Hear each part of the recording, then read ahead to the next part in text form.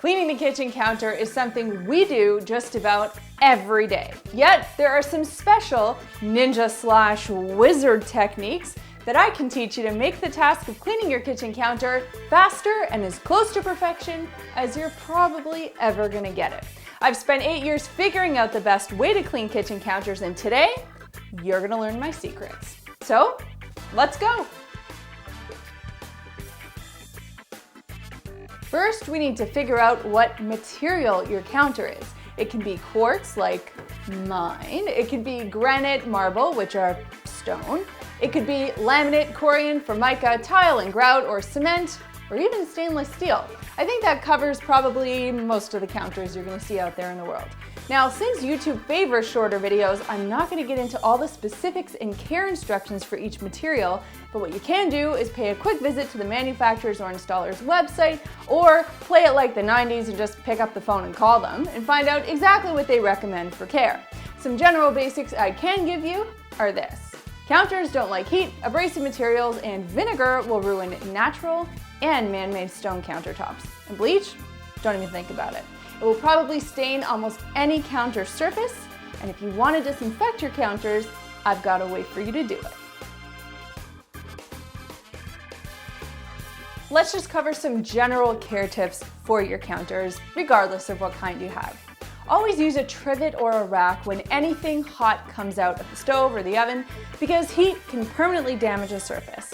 Wipe up all your spills ASAP. If not, they're going to set and become really difficult to remove. Some non-porous materials like corian are impervious to stains, but still, why risk it? Use the most basic cleaner for daily care and something with a disinfectant for post-meal or contaminant cleanup. I've got recipes and videos on those topics, which I will link down below for you. Sealants are also available for countertop surfaces. A sealant is designed to prevent stains and damage to the original surface, but since we use our kitchen counters all the time and clean them, the sealant comes off after a while. You can reseal your counters annually and purchase the appropriate sealant at a big box store. I know this sounds complicated, but trust me, it is much easier than it sounds, my friends. I myself have been there. The panic of a terrible stain setting in on your beautiful counters, and the fear that that stain is going to be an everlasting reminder of your laziness or bad cooking skills. But not to worry, because I have some answers for you.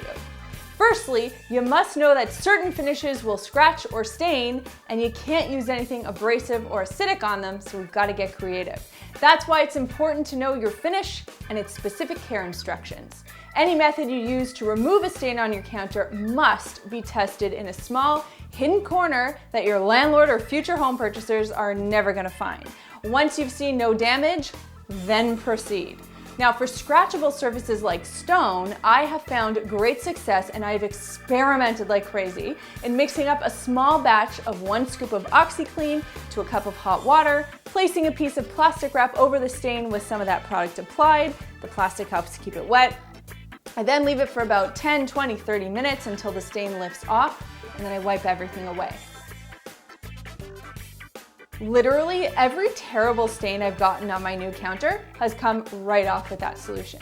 Now, if you don't have OxiClean, you can try using acetone or hydrogen peroxide as stain removers. Again, remember to test them first and don't mix those two items. For non-scratching surfaces, you can try a paste of baking soda and water, apply with your finger, leave for a few minutes, and then wipe in a circular motion to buff out the stain. You can also try a magic eraser, but again, be careful and test in a hidden area first. It's a good habit to keep a cloth and a spray bottle filled with your countertop cleaner of choice around, and to create a habit of wiping up after you've used the kitchen. For example, if I'm making a snack, once I'm done, I'll just wipe the counter up, rinse the cloth, and air dry it out. Now, for anything with potential contaminants, say when I'm preparing the cat's raw food meals, as in raw meat, I clean up by using my disinfectant, leaving the product for the appropriate dwell time, about 5 minutes, and then wiping it up with a paper towel, and of course tossing the paper towel. Now, if you don't know what dwell time is, I will put a video down below for you to check out. If you're looking to give your kitchen a thorough cleaning, this is the truest, bluest, most proper way to clean your kitchen counter. Working clockwise, remove everything from the surface. Work in sections to make this easier. Place items on the section of the counter to your right, or on the kitchen table, or even on the floor. Then, spray your counter with your cleaner of choice, let the product sit for the appropriate dwell time, then wipe with a microfiber cloth using an S pattern. Flip the cloth over and buff it dry to remove streaks, then get down to eye level and check for stains, spots, or crumbs. Touch the counter up with anything that you've missed. Finally, replace each item, wiping it clean over the floor or the sink as you replace it. Repeat this as you work your way around the counter, and if you want to be mother-in-law clean, line your items up parallel and perpendicular to the edge of the counter to ensure clean lines. I'd say we've learned a lot today, haven't we?